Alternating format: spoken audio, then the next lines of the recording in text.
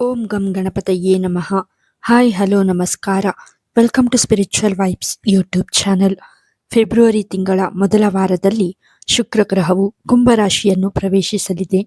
ಶುಕ್ರ ಗ್ರಹದ ಈ ಚಲನೆಯ ನಂತರ ಗುರು ಗ್ರಹದೊಂದಿಗೆ ಶುಕ್ರನು ಸೇರಿ ನವಪಂಚಮ ಯೋಗದ ನಿರ್ಮಾಣವಾಗುವುದು. ಈ ಯೋಗದ ನಿರ್ಮಾಣದಿಂದಾಗಿ ಯಾವ ರಾಶಿಗೆ ಸೇರಿದ ಜನರು ತಮ್ಮ ಜೀವನದಲ್ಲಿ ಅಪಾರ ಲಾಭವನ್ನು ಗಳಿಸಲಿದ್ದಾರೆ ಎಂದು ಈ ವಿಡಿಯೋದಲ್ಲಿ ತಿಳಿಯೋಣ. ಶುಭ ಗ್ರಹವಾದ ಶುಕ್ರನು ಇದೇ ಫೆಬ್ರವರಿ 6ರಂದು ಶನಿಯ ರಾಶಿಯಾದ ಕುಂಭರಾಶಿಯನ್ನು ಪ್ರವೇಶಿಸಲಿದೆ. ಶುಕ್ರನು ಕುಂಭರಾಶಿಯಲ್ಲಿ ಚಲಿಸುತ್ತಲೇ ಮಿಥುನ ರಾಶಿಯಲ್ಲಿ ತನ್ನ ಸಂಚಾರವನ್ನು ಮಾಡುತ್ತಿರುವ ಗುರುವಿನೊಂದಿಗೆ ಸೇರಿ ನವಪಂಚಮ ಯೋಗದ ನಿರ್ಮಾಣವಾಗುವುದು. ಈ ಎರಡು ಗ್ರಹಗಳನ್ನು ಜ್ಯೋತಿಷ್ಯದಲ್ಲಿ ಬಹಳ ಶುಭ ಗ್ರಹಗಳಲ್ಲಿ ಒಂದು ಎಂದು ಹೇಳಲಾಗುತ್ತದೆ.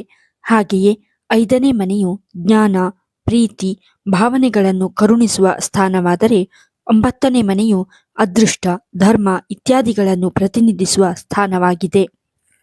ಹಾಗಾಗಿ ನವಪಂಚಮ ಯೋಗದ ನಿರ್ಮಾಣವು ಕೆಲವು ರಾಶಿಗೆ ಸೇರಿದ ಜನರಿಗೆ ಬಹಳಷ್ಟು ಶುಭ ಫಲಗಳನ್ನು ನೀಡುವುದು. ಹಾಗಾಗಿ ಯಾವ ರಾಶಿಗೆ ಸೇರಿದ ಜನರಿಗೆ ನವಪಂಚಮ ಯೋಗದಿಂದ ಶುಭ ಫಲಿತಾಂಶಗಳು ದೊರಕುವ ಸಾಧ್ಯತೆ ಹೆಚ್ಚಾಗಿರಲಿದೆ ಎನ್ನುವ ಬಗ್ಗೆ ಸಂಪೂರ್ಣ ಮಾಹಿತಿಯನ್ನು ತಿಳಿಯಲು ಈ ವಿಡಿಯೋವನ್ನು ತಪ್ಪದೆ ಕೊನೆಯವರೆಗೂ ನೋಡಿ. 1. ಮೇಷರಾಶಿ. ಮೇಷರಾಶಿಗೆ ಸೇರಿದ ಜನರಿಗೆ ಗುರು ಹಾಗೂ ಶುಕ್ರರಿಂದ ನಿರ್ಮಾಣಗೊಳ್ಳುವ ನವಪಂಚಮ ಯೋಗವು ಬಹಳಷ್ಟು ಲಾಭದಾಯಕವಾಗಿರುವುದು ಖಂಡಿತ.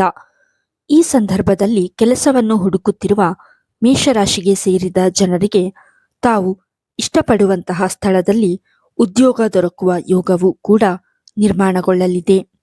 ಗುರು ಶುಕ್ರರ ಶುಭ ಪ್ರಭಾವದಿಂದಾಗಿ ಕೆಲವು ಸಮಯಗಳಿಂದ ನೀವು ಹೂಡಿಕೆ ಮಾಡಿದ್ದರೆ ಈ ಅವಧಿಯಲ್ಲಿ ನಿಮಗೆ ಅಪಾರ ಯಶಸ್ಸು ದೊರಕುವ ಸಾಧ್ಯತೆ ಹೆಚ್ಚಾಗಿರುವುದು. ಜೊತೆಗೆ ಮೇಷರಾಶಿಗೆ ಸೇರಿದ ಜನರು ಹೂಡಿಕೆಗೆ ಸಂಬಂಧಿಸಿದಂತೆ ದೊಡ್ಡ ಧನ ಲಾಭವನ್ನು ಪಡೆಯುವ ಸಾಧ್ಯತೆಯೂ ಕೂಡ ಬಹಳಷ್ಟು ವೃದ್ಧಿಯಾಗಲಿದೆ. 2. ಮಿಥುನ ರಾಶಿ. ಮಿಥುನ ರಾಶಿಗೆ ಸೇರಿದ ಜನರಿಗೆ ಗುರು ಶುಕ್ರರ ನಡುವೆ ನಿರ್ಮಾಣಗೊಳ್ಳಲಿರುವ ನವಪಂಚಮ ಯೋಗದಿಂದ ನಿಮ್ಮ ಬುದ್ಧಿವಂತಿಕೆ ಮತ್ತು ಜ್ಞಾನದಲ್ಲಿ ಅಪಾರ ವೃದ್ಧಿಯಾಗುವ ಸಂಭವ ಹೆಚ್ಚಾಗಿರುವುದು. ಇದರೊಂದಿಗೆ ಶಿಕ್ಷಣಕ್ಕೆ ಸಂಬಂಧಿಸಿದ ಕ್ಷೇತ್ರದಲ್ಲಿ ಮಿಥುನ ರಾಶಿಗೆ ಸೇರಿದ ಜನರು ಅಂದುಕೊಂಡಂತಹ ಫಲಿತಾಂಶವನ್ನು ಪಡೆಯುವ ಯೋಗದ ನಿರ್ಮಾಣವೂ ಕೂಡ ಆಗಲಿದೆ. ಆರ್ಥಿಕ ವಿಚಾರಗಳಿಗೆ ಸಂಬಂಧಿಸಿದಂತೆ ನಿಮ್ಮ ಪರಿಸ್ಥಿತಿ ಈ ಸಂದರ್ಭದಲ್ಲಿ ಸಾಕಷ್ಟು ಬಲಗೊಳ್ಳುವುದು ಮತ್ತು ಸಾಲವಾಗಿ ನೀಡಿದಂತಹ ಹಣ ವಾಪಸ್ಸು ದೊರಕುವ ಯೋಗವೂ ಕೂಡ ಲಭಿಸಲಿದೆ. ಜೊತೆಗೆ ಗುರು ಶುಕ್ರರ ಶುಭ ಪ್ರಭಾವದಿಂದಾಗಿ ಅದೃಷ್ಟದ ಸಂಪೂರ್ಣ ಬೆಂಬಲವನ್ನು ಮಿಥುನ ರಾಶಿಗೆ ಸೇರಿದ ಜನರು ಈ ಸಂದರ್ಭದಲ್ಲಿ ಪಡೆಯುವರು. 3. ಸಿಂಹರಾಶಿ. ಸಿಂಹರಾಶಿಗೆ ಸೇರಿದ ಜನರಿಗೆ ಗುರು ಶುಕ್ರರ ಶುಭ ಪ್ರಭಾವದಿಂದಾಗಿ ಸಮಾಜದಲ್ಲಿ ಹೆಚ್ಚಿನ ಗೌರವ ಖ್ಯಾತಿ ದೊರಕುವ ಸಂಭವವಿರುವುದು. ಹಾಗೆ ಕಳೆದ ಕೆಲವು ದಿನಗಳಿಂದ ನೀವು ಮಾಡಿದಂತಹ ಎಲ್ಲ ಪ್ರಯತ್ನಗಳಿಗೆ ಈ ಅವಧಿಯಲ್ಲಿ ಜಬರ್ದಸ್ತ್ ಲಾಭ ದೊರಕುವ ಯೋಗವೂ ಕೂಡ ನಿರ್ಮಾಣಗೊಳ್ಳುವುದು. ಗುರು ಹಾಗೂ ಶುಕ್ರರ ನಡುವೆ ರೂಪುಗೊಳ್ಳಲಿರುವ ನವಪಂಚಮ ಯೋಗವು ನಿಮಗೆ ಹೆಚ್ಚಿನ ಶುಭ ಫಲಗಳನ್ನುಂಟು ಮಾಡಲಿದೆ. ಈ ಅವಧಿಯಲ್ಲಿ ಹಣಕಾಸಿಗೆ ಸಂಬಂಧಿಸಿದಂತೆ ನಿಮ್ಮ ಪರಿಸ್ಥಿತಿಯು ಬಹಳಷ್ಟು ಉತ್ತಮವಾಗಿರುವುದು.